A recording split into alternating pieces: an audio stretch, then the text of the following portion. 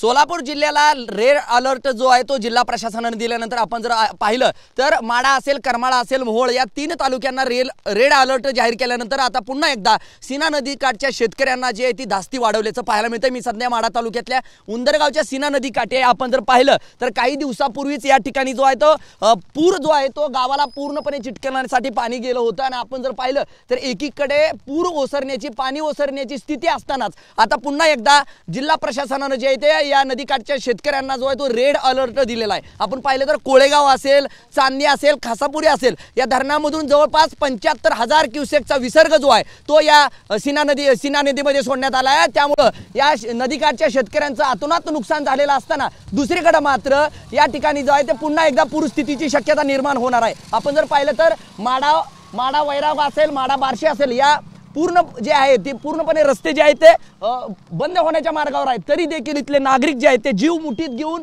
जीवाचे पर्वा न करता हे प्रवासी आहेत, नागरिक आहेत ते पूर्णपणे जीव धोक्यात घालून या ठिकाणी गाड्या ज्या आहेत त्या पुलावरून नेताना पाहायला मिळतात। ज्या पद्धतीने आपण जर पाहिलं तर एकीकडे रेड अलर्ट जाहीर केलेला आहे प्रशासनाने, आपण जर पाहिलं तर कुटुंबियासमेत नागरिक जे आहेत ते पूर्णपणे जीव धोक्यात घालून या ठिकाणावरून प्रवास करताना आपल्याला पाहायला मिळतात। त्यामुळे एकीकडे सीना नदीकाठची परिस्थिती पूर ओसरत असताना दुसरीकडे मात्र रेड अलर्ट दिलेला असताना देखील अनेक जे आहेत ते नागरिक असतील, शेतकरी असतील ते पूर्णपणे जीव धोक्यात घालून या ठिकाणी जाताना पाहायला मिळतात। माझा सहकारी कॅमेरा पर्सन सुनील काटकरसह मी संदीप शिंदे, TV9 मराठी, उंदरगाव, माडा, सोलापूर।